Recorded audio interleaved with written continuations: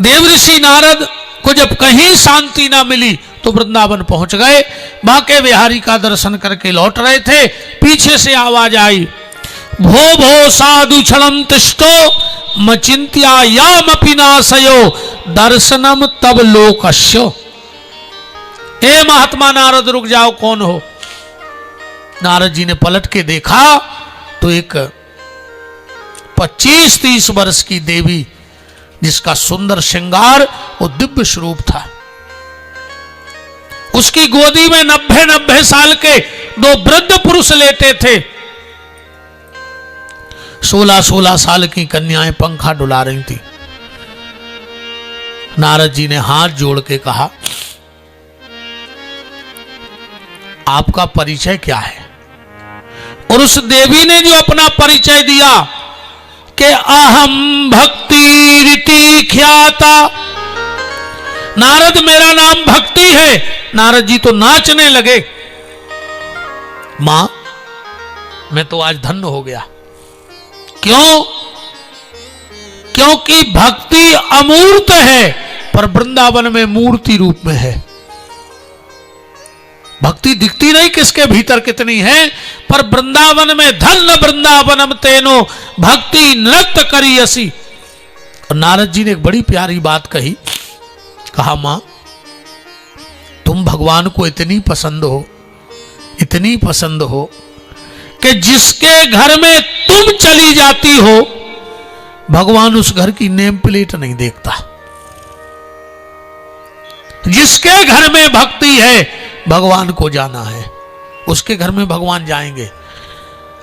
अब तुम कितना बड़ी जाति के बने रहो,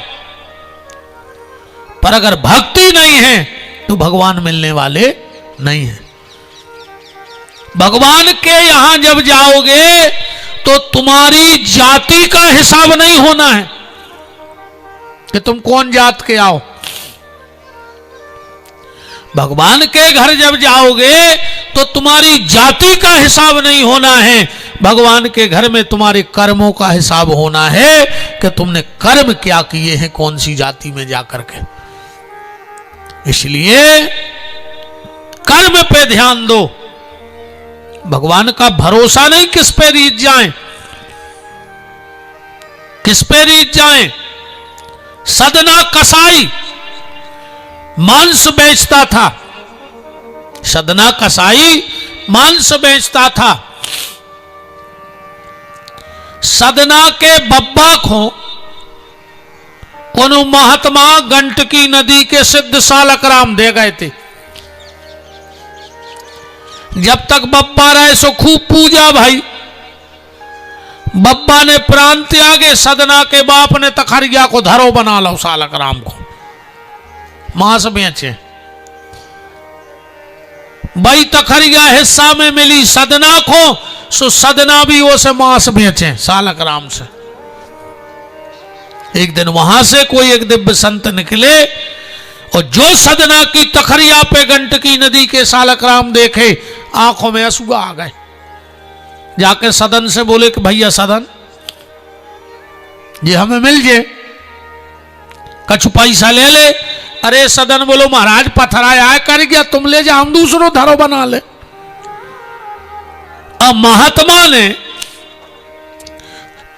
सदन से सालक राम जी लाए, आश्रम गए, अच्छे पंचामृत से स्नान कराए, खूब अभिषेक करो, शंख से टीका लगाओ, पूजा करी, आरती उतारी, भोग लगाई और सो गए। रात में अचानक महात्मा को किसी के रोने की आवाज आई।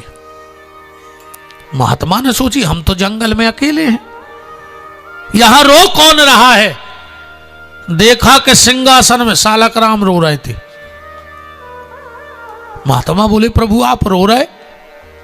भगवान बोले महात्मा हमें हमारे सदन के घरे करे आओ, हम सदन के बगैर नहीं रह सके। महात्मा बोले हद हो गई, वो तखरिया पे धर के मांस बेच रहा उसको कौन रो रहा है, और हमें तो पंचामृत से नहवा रहे। भगवान बोले महात्मा ये तो अपने अपने भाव की बात है। तुम्हारों को लगत है कि सदन हमारे बजन को मांस बेच रहा हो, और हमें जो लगत के वो दिन भर हमें झूला झुलाते रहे तखरिया के परवा पे, वो कुछ काम ही नहीं, वो तो हमें झूला झुलाते बैठो बैठो। सदन ने जीवन भर मांस बेचा पर कभी अपने मुंह पे नहीं रखा। और महात्मा जब से सदन ने होश संभाला आज तक कभी झूठ नहीं बोला, और साच बराबर तप नहीं और झूठ बराबर पाप, जाके हृदय साच है ताके हृदय आप। महात्मा ने उठाए सालक राम, रात के 12 बजे पहुंच गए सदन के घरे। कुंडी खटखटाई, भैया सदन। अरे महाराज आप।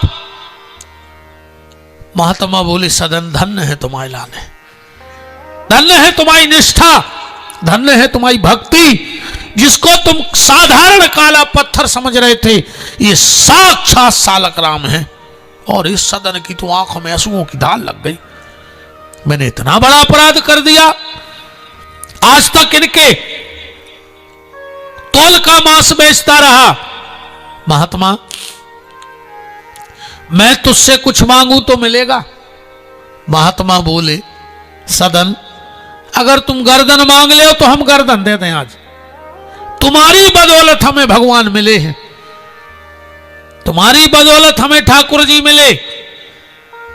सदन बोले तो एक काम करो, हमें तुम्हारे गले की झोली माला दे दो उतार के, और कुछ नहीं चाहिए। सदन ने तुरंत घर का त्याग किया, महात्मा की झोली माला ली, उसी में सालक राम डाले और जगन्नाथपुरी को निकल गए। जगदीश स्वामी के यहां निकल आए। चलते चलते एक गांव के बाहर गए। एक व्यक्ति और एक महिला बैठी थी। उस व्यक्ति ने कहा भैया कहां जा रहे? बोले जगदीश स्वामी के दर्शन करवे पुरी। बोले भैया 20 किलोमीटर तक जंगल है, शाम हो गई है, एक रात तक रुक जाओ, सवेरे चले जाइयो। सदन ने कही ठीक है। एक ही झुपड़िया थी। पति पत्नी से बोला कि सुनो ये हमारा मेहमान है, एक रात की बात है, हम तुम बाहर सो जाएंगे, इसे भीतर सुला देंगे। पत्नी बोली ठीक है। दोनों बाहर सो गए। अब सदन की आंखों में कहां नींद? जिसे प्रभु से मिलने की ललक लग गई हो उसको नींद नहीं आ सकती। सदन बैठे बैठे रो रहे थे, अपने कर्मों पे पछता रहे थे। ठीक रात के 12 बजे जब महिला भीतर गई, सदन बोले मां आप? जब बोले नहीं, हम तुम्हारे पास मां के भाव से नहीं आए। बोले फिर? बोले हम तो तुम्हारे पास पत्नी के भाव से आए। और इस सदन ने कहा राम राम राम, ये क्या कह रही हो आप? बोले एक मिनट रुक जाओ। वह बाहर गई, पति सो रहा था, कुल्हाड़ी उठाई और टुकड़े टुकड़े कर डाले। भीतर आके बोली हम समझ गए, तुम हमारे पति को डर रहे थे, हमने रास्ता से हटा दो। सदन ने कहा ये क्या किया तुमने? तो जब महिला जोर जोर से चिल्लाने लगी बचाओ बचाओ बचाओ, पूरा गांव इकट्ठा हो गया। सदन कांप रहे हैं। लोगों ने पकड़ा, राजा के पास ले गए। वहां के राजा को पूरी बात बताई तो राजा ने आदेश दे दिया कि इसके दोनों हाथ कटवा लो। सदन के 2 ही हाथ कट गए। सदन गले में माला डालें पुरी जा रहे हैं जगदीश स्वामी के पास। वो मन में सोच रहे हैं कि प्रभु जब तक इन हाथों से मांस बेचो बुखार नहीं चढ़ो। आज पहली बार झोली माला का उठाई, तुमने हमारे हाथ ही कटवा दे। रोते रोते सदन जैसे ही जगदीश जगन्नाथपुरी पहुंचे और जो भगवान के सामने साष्टांग दंडवत किया, मानो सदन के दोनों हाथ कमल की तरह फिर खिल गए, दोनों हाथ अच्छे हो गए। भगवान प्रकट हो गए जगदीश स्वामी। सदन बोले प्रभु अब एक शंका है बहुत बड़ी मन में। बोले कहा अगर हम पुण्यात्मा हैं तो हमारे हाथ काय कटे, और अगर हम पापी हैं तो आप काय मिले। भाई हम पापी हैं, हाथ कट जाते, आपने मिलते, हम जानते कि हम पापी हैं, पर आप मिल गए तो हम पापी भी नहीं हैं। अब आप बताओ कि ऐसा क्यों हुआ? भगवान बोले तो सुनो सदन, तुम पहले जन्म के एक बहुत उच्च कोटि के महात्मा थे, बनारस में रहते थे, उसी जन्म में हमें तुम्हें मिलना था, कुछ समय शेष रह गया था। एक दिन तुम जंगल में बैठ के तपस्या कर रहे थे, तुम्हारे सामने से एक गैया निकली और पीछे कसाई दौड़ रहा था। उसने तुमसे पूछा कि इस तरफ गैया गई, तुमने दोनों हाथ उठा के इशारा कर दिया कि इस तरफ गई। उस कसाई ने जाके गैया काट दी। तुम अभी देख के आए ना सदन कि उस महिला ने उसके पति को काट के फेंक दिया। वह महिला पहले जन्म की गज्जा आए और उनको पति पहले जन्म को आए कसाई, सो उनको हिसाब होगा बराबर। और तुमने दोनों हाथ उठाए थे इसलिए तुम्हारे हाथ कट गए। बात सिर्फ ये निवेदन कर रहा हूं कि भगवान के घर में जात पात नहीं चलती है, भगवान के घर में सिर्फ कर्म का हिसाब होता है। कोशिश करिएगा कि हमारा कोई कर्म ऐसा ना हो जाए कि जिस दिन हम उस कर्ता के सामने खड़े हो जाएं तो हमें नीचे को गर्दन करनी पड़े। देव ऋषि नारद भक्ति से मिले। बस आज की कथा को इतना भर समझ लो, 5-7 मिनट और पूरे भागवत के प्राण है इतनी कथा कि भक्ति की उत्पत्ति कैसे होती है। भक्ति अपनी उत्पत्ति भागवत में बता रही हैं कि उत्पन्ने द्रविणे देशे, भक्ति जन्म लेती है द्रविण देश में। अब जा तो हो गई कथा, अब अपन को अपने शरीर में द्रविण देश ढूंढने हैं। तो जिस दिन कथा सुनते सुनते आंखों में अश्रुपात होने लगे, मन गदगद हो जाए, आत्मा प्रफुल्लित हो जाए, समझ लेना कि आज भगवान की भक्ति तुम्हारे भीतर जन्म ले गई है।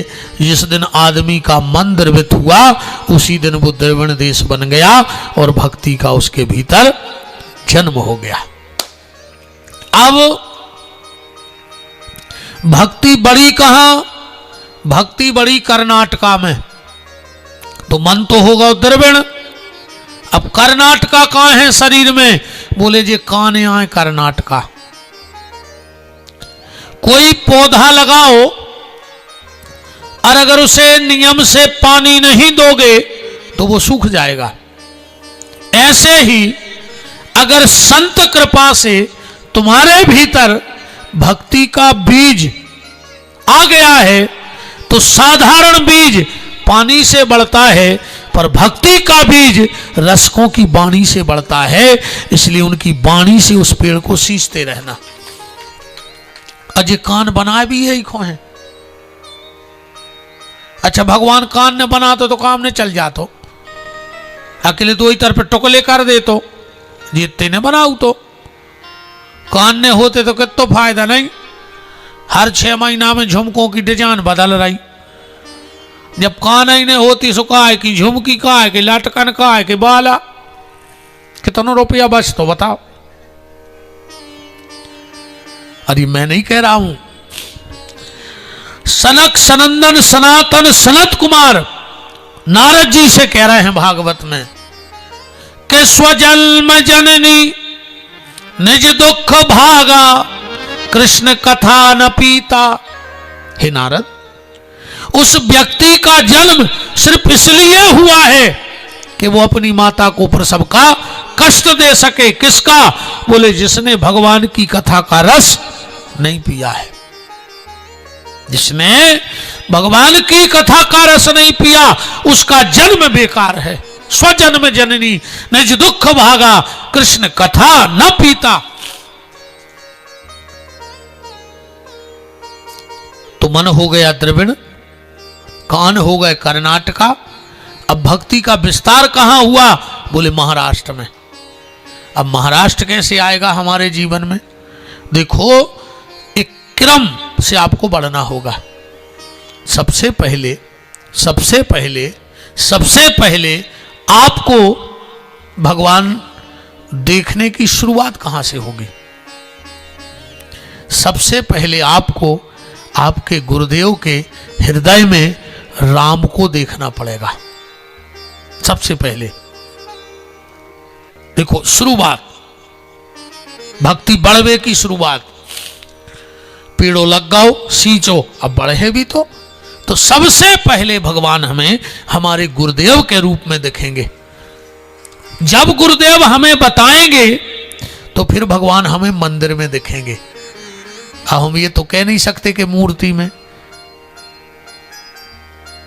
कई बार लोग हमसे पूछते, महाराज आप मूर्ति पूजा करत? हमने कहा नहीं करत, हम मूर्ति की पूजा करते ही नहीं है। आप लोग भी मूर्ति पूजा नहीं करना, ध्यान से सुनना बात। मूर्ति पूजा इसलिए नहीं करना, मूर्ति बिकती है बाजार में। अब ऐसो नहीं है कि गढ़ाकोटा में ऐसी 2-4 दुकानें ने हुई हैं स्टील ताम्रकारों की, पीतल की। को गो ते मूर्ति की पूजा करवे। तुमने दुकान में जग लेवे गए, बर्तन लेवे गए, उस सेल्फ पे धरे 50 लड्डू गोपाल, कोने कोने पांव परे, कोने नहीं परे ना। अपन मूर्ति पूजक नहीं है। बोले फिर? बोले मूर्ति में जब प्राण प्रतिष्ठा हो जाती है तो हम देव पूजक बन जाते हैं। हम मूर्ति पूजा करते तो जगह जगह मेला में मूर्ति धरी पूजा करत पर रहे होते। मेला में मूर्ति है, दुकान में मूर्ति है, हम मूर्ति पूजक नहीं हैं, हम तो देव पूजक हैं। जब ये हमारे ब्राह्मण मंत्रों के द्वारा प्राण प्रतिष्ठा कर देते हैं ठाकुर जी की, तब हम पूजा करते हैं। अब ये मत कहना कि मूर्ति पूजक। हमें बड़ी कभी गुस्सा आता है जब कोई कहता है कि महाराज जी तुम्हारे ठाकुर जी पीतल के आए, कि लोहे के आए, कि मिट्टी के आए। बताओ, भगवान अगर लोहे मिट्टी के हैं तो भगवान कैसे हैं? और भगवान है तो किसी भी भक्त के भगवान को मूर्ति कहना, किसी भी भक्त के भगवान को मूर्ति कहना ऐसा हो जाएगा जैसे हम किसी के घर जाएं और पल्ले में उसका बच्चा सो रहा हो और अपन कहते हैं कि ये लाश कैसी डरी।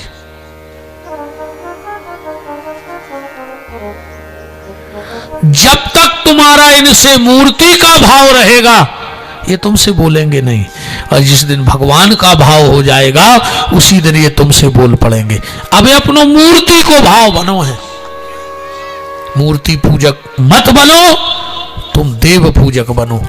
अंश देवता